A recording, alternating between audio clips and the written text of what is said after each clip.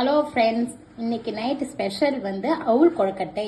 அவுல் வந்து நான் 1/2 கிலோ போட்டிருக்கேன். 5 பேருக்கு தேவையானது. 5 நிமிஷம் ஊற வச்சா போதும். அதோட தேங்காய், கடுகு, கடலைப்பருப்பு, உளுத்தம்பருப்பு, பச்சை மிளகாய், கொத்தமல்லி, கருவேப்பிலை. வாங்க செய்ய ஸ்டார்ட் பண்ணிடலாம். அடுப்பை பற்ற வச்சுட்டு கடலைப்பருப்பு, உளுத்தம்பருப்பு, பச்சை மிளகாய் 5 பச்சை மிளகாய் போட்டிருக்கேன். இதை நல்லா வதக்கிக்கலாம். இதோட கொஞ்சம் பெருங்காயத்தூள் தேவையான அளவு.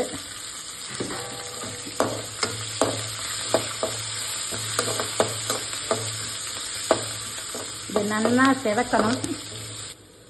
இப்போ நல்லா கடலைப்பருப்பு, உளுத்தம்பருப்பு, கடுகு எல்லாம் செவந்தெடுத்து இப்போதைக்கு தேங்காய் போட்டுக்கலாம். தேங்காய் போட்டவுடன் கருவேப்பிலை, கொத்தமல்லியும் போட்டுடலாம். இப்போ இது எல்லாம் போட்டோட தேவையான அளவு உப்பு போட்டுடலாம்.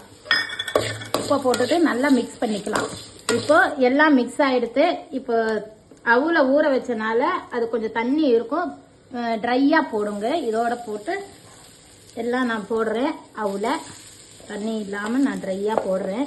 இப்போ எல்லா அவுளும் போட்டாச்சு, ஊற வச்ச அவுலெல்லாம். இப்போ நல்லா மிக்ஸ் பண்ணிக்கலாம்.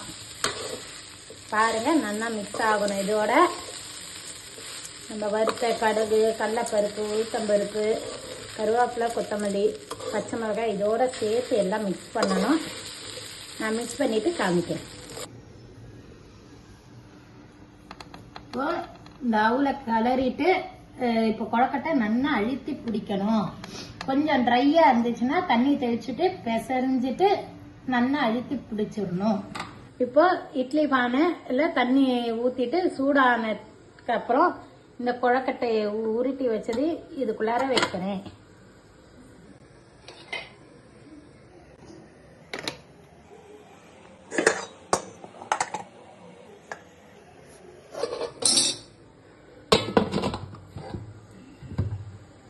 இது வேகிறதுக்கு 5-6 நிமிஷம் ஆகணும்.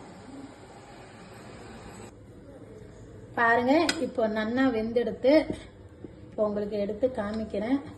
நான் 10 நிமிஷம் வேக வச்சேன். பாருங்க எப்படி இருக்குன்ட்டு. இப்போ நான் இது எல்லாத்தையும் இதுக்குள்ளார போட்டுக்கிறேன். பாருங்க, இதுதான் அவுல் கொழுக்கட்டை. ஈஸியான டிஷ்ஷு. ட்ரை பண்ணி பாருங்க, கமெண்ட் பண்ணுங்க.